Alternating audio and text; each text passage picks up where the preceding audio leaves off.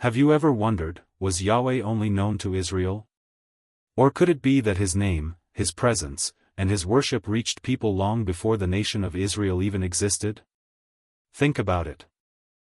Before Moses stood on Mount Sinai, before the tablets of the Ten Commandments were ever etched in stone, even before Jacob became Israel, there were whispers of Yahweh.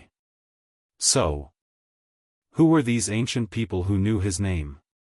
How did they come to worship the God we now associate with Israel?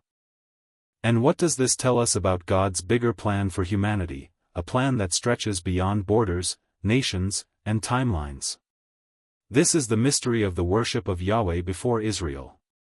And trust me, what you're about to discover might change how you see the Bible forever. So before we dive in, go ahead and hit like, subscribe, and drop your thoughts in the comments. We love hearing from you. And your questions just might shape a future video. Let's explore this mystery together.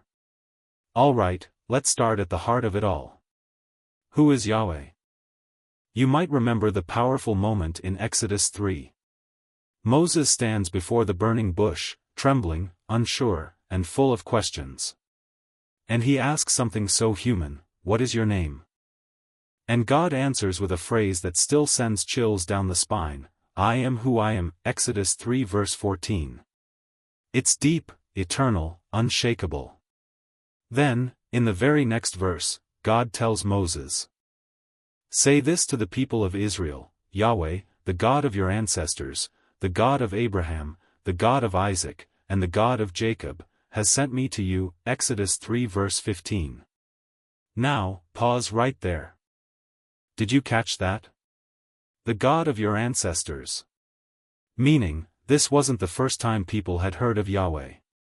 The name Yahweh, rooted in the Hebrew verb to be, means more than just a label. It speaks of existence itself, of a God who was, who is, and who will always be. But here's where things get really interesting. This name, Yahweh, didn't originate at the burning bush. In fact, people already knew it before Moses even stepped foot on holy ground. Shocked? You're not alone. Let's go back, way back, and see where this divine name shows up in the most unexpected places. So, if Moses wasn't the first to hear the name Yahweh, who was? Let's rewind the biblical timeline all the way back to Genesis. Did you know that the name Yahweh is mentioned in Genesis 4 verse 26? That's long before Abraham, before Isaac, before Jacob. At that time, people began to call upon the name of the Lord, Genesis 4 verse 26. That word, Lord, in Hebrew? It is YHWH, Yahweh. Wait a minute. This was during the days of Enosh, the grandson of Adam. Think about it. Just a few generations after creation, people were already calling on the name of Yahweh. So, here's the big question. How did they know his name? Who taught them to call on Yahweh? Could it be that God was revealing himself even then to those who truly sought him? Let's look at Genesis 12 verse 8. When Abraham arrives in Canaan, it says, he built an altar to the Lord and called upon the name of the Lord, Genesis 12 verse 8. Again, Yahweh. Abraham wasn't just encountering a new deity. He was calling on a known name, a name already familiar to his family line. So, this raises a stunning possibility. Could the worship of Yahweh have been passed down even through corrupted generations? Could faithful individuals have held on to his name even while the world turned to idols? This opens up a powerful truth: God was never absent. He was always reaching, always calling. And there were always people who responded to that call, even before Israel existed. Let's dig deeper because there's more. Now, let's talk about someone mysterious, someone who shows up out of nowhere in Genesis 14 and then disappears just as quickly. Have you ever heard of Melchizedek? Then Melchizedek, king of Salem, brought out bread and wine. He was priest of God Most High, Genesis 14 verse 18. Wait, hold up. A priest of God Most High before Moses, before the law, before the Levitical priesthood? Yes, Melchizedek was already serving Yahweh. And get this, Abraham recognized it. And Melchizedek blessed Abram, saying, Blessed be Abram by God Most High, Creator of heaven and earth, and praise be to God Most High, who delivered your enemies into your hand. Then Abram gave him a tenth of everything, Genesis 14 verses 19 to 20. That's right. Abraham tithed to this mysterious priest. So here's the big question, where did Melchizedek come from? Who taught him about Yahweh, the Most High God? The Bible doesn't say he was part of Abraham's family. He wasn't from Israel. Yet he was clearly a true worshipper of Yahweh. Hebrews 7 adds even more mystery, saying Melchizedek is, without father or mother, without genealogy, without beginning of days or end of life, Hebrews 7 verse 3. Some scholars even suggest he may have been a Christ-like figure, a foreshadowing of Jesus himself. But here's what we can know for sure. Melchizedek proves that the worship of Yahweh was alive and active even outside of Abraham's household. Isn't that amazing? This shows us that God wasn't working only through Israel. He was already planting seeds of truth across the world through priests, kings, and worshippers who knew his name. Let's look at a few more examples because Melchizedek isn't the only one. Now, here's another surprising figure who knew and honored Yahweh, Jethro, the priest of Midian. Sound familiar? He's the father-in-law of Moses, but he wasn't an Israelite. He lived in the land of Midian. And yet, listen to how Scripture describes him. Now Moses was tending the flock of Jethro his father-in-law, the priest of Midian, Exodus 3 verse 1. A priest, yes, but not of a false god. Jethro was a priest of the true God even before Moses received the law. And when Jethro visits Moses in the wilderness after the exodus from Egypt, look at what happens. Jethro rejoiced for all the good that the Lord had done to Israel. And Jethro said, Blessed be the Lord, Yahweh, who has delivered you out of the hand of the Egyptians. Now I know that Yahweh is greater than all gods, Exodus 18 verses 9 to 11. Hold on. He uses the name Yahweh. Not only does he recognize Yahweh, he worships him and even offers sacrifices. Then Jethro brought a burnt offering and sacrifices to God. And Aaron came with all the elders of Israel to eat a meal with Jethro before God, Exodus 18 verse 12. This is huge. Jethro, a non-Israelite priest, was already connected to Yahweh, and he wasn't rebuked or corrected. Instead, he was welcomed into fellowship with Israel's leaders. So, what does this tell us? It tells us that God was already moving outside the borders of Israel. He was already known, already worshipped, already revealing himself to seekers in distant lands. It wasn't about ethnicity or nationality, it was about the heart that sought the truth. Jethro is a powerful reminder that Yahweh's reach was never limited to one nation. His story shows us that the worship of the one true God was spreading quietly, like light in the darkness. But believe it or not, there's even more evidence. Let's keep going. Now, here's a mind-blowing thought. What if one of the oldest books in the Bible, possibly written before Moses, reveals deep truths about Yahweh, even though the main character isn't even an Israelite? Enter Job. Job wasn't from Israel. He lived in the land of Uz, a region far from Canaan. And yet, the entire book is centered around his relationship with God. Let's look at how Job talks about him. The Lord gave and the Lord has taken away, blessed be the name of the Lord, Job 1 verse 21. Yep, that's Yahweh again. The Hebrew behind the Lord is YHWH, the sacred name of God.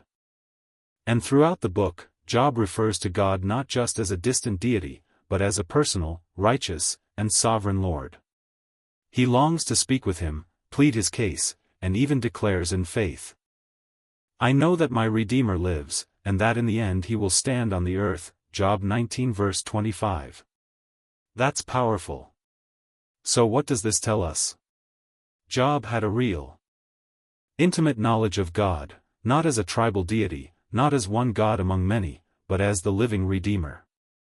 And here's the kicker, Job's friends, though flawed, also spoke of God. They wrestled with moral and spiritual questions just like the rest of us today. Which means the knowledge of Yahweh, of a righteous, personal Creator, wasn't isolated to Israel. It was known, debated, and worshipped by people from all over the ancient world. And that shouldn't surprise us. After all, God created all people, not just one nation. Romans 1 verses 19 to 20 echoes this truth. For what can be known about God is plain to them. For his invisible attributes have been clearly perceived ever since the creation of the world, Romans 1 verses 19 to 20. The fingerprints of Yahweh are everywhere. So whether we're looking at Job, Melchizedek, Jethro, or Abraham, we see the same thing, God was revealing himself, and people were responding. But now let's bring it home and explore why this matters for you and me today. Now here's a figure who truly challenges our expectations, Balaam.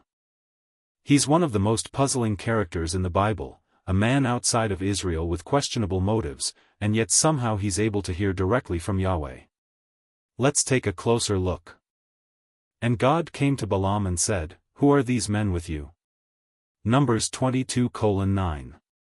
Did you catch that? God came to Balaam not in a dream or vague impression, but in direct conversation. Just like he spoke to Abraham, Moses, and the prophets. Balaam responds in verse 13, "Go back to your own land, for the Lord, Yahweh, has refused to let me go with you." Numbers 22:13. Now, pause right there. This is astonishing. Balaam, a non-Israelite living in the region of Pethor near the Euphrates, modern-day Syria or Mesopotamia, uses the covenant name of God, Yahweh. Not just a God, not just El or Elohim, but Yhwh, the personal, sacred name revealed to Moses at the burning bush. So here's the question, how did Balaam know Yahweh's voice?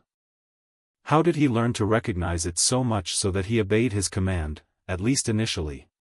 And why would Yahweh even choose to speak to someone outside of his covenant people? The answers are both mysterious and eye-opening.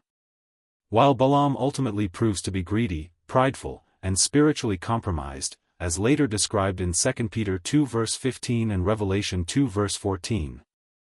His initial role still reveals something critical. God was revealing himself far beyond the borders of Israel.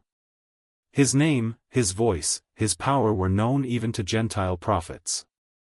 It's important to understand Balaam wasn't righteous, but he was spiritually aware, and God chose to speak to him. And even when Balaam is hired by King Balak to curse Israel, God turns his words into blessings. How can I curse whom God has not cursed? How can I denounce whom the Lord has not denounced? Numbers 23:8.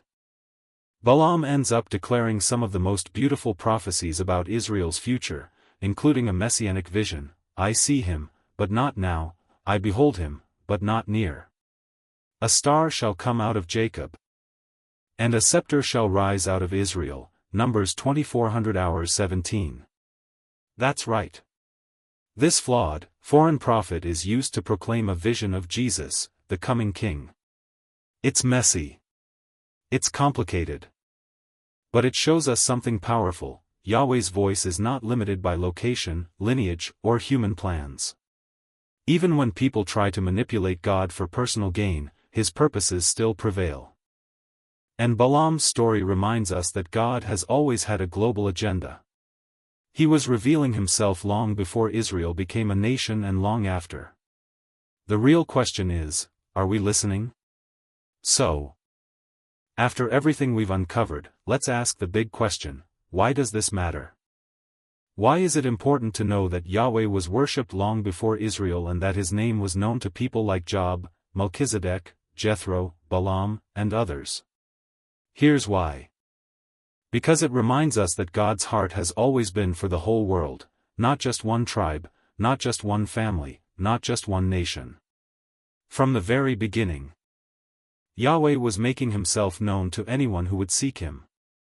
From the rising of the sun to its setting, the name of the Lord is to be praised. Psalm 113 verse 3. He was working through quiet hearts in forgotten lands, speaking to those outside of the spotlight, calling people to himself even before a covenant was ever written on stone. This means that God's story is bigger than we think. And you, yes, you are part of that story. Maybe you've always thought God only worked through certain people. Maybe you felt like an outsider. Like you don't come from the right background or don't know all the right traditions. But here's the truth, God sees you. He's been reaching for you long before you reached for him. Just like he spoke to Job, just like he walked with Enoch, just like he called Abraham out of a pagan land, he's calling you today. And the beauty of the gospel is this. Everyone who calls on the name of the Lord will be saved. Romans 10 verse 13. That name is Yahweh. And in the New Testament, that name is revealed to us in his Son Yeshua, Jesus. Whose name means, Yahweh saves. So what will you do with this mystery? Will you seek him, even if you're outside the usual boundaries? Will you listen for his voice? Like so many did before Israel even existed? Will you respond to the God who has been reaching across centuries and cultures to find you? If this message stirred something in your heart, let us know in the comments below. What part surprised you the most? What questions do you still have? We'd love to hear your thoughts and journey with you. And don't forget to like, subscribe, and share this with someone who needs to hear that God's love reaches farther than we ever imagined. Thanks for joining us today as we explored one of the most overlooked truths in the Bible. The mystery of the worship of Yahweh before Israel. And remember, Yahweh's story didn't begin with Israel. And it doesn't end with you. It continues through every heart that says yes to him. Until next time, stay curious, stay faithful, and stay rooted in the truth.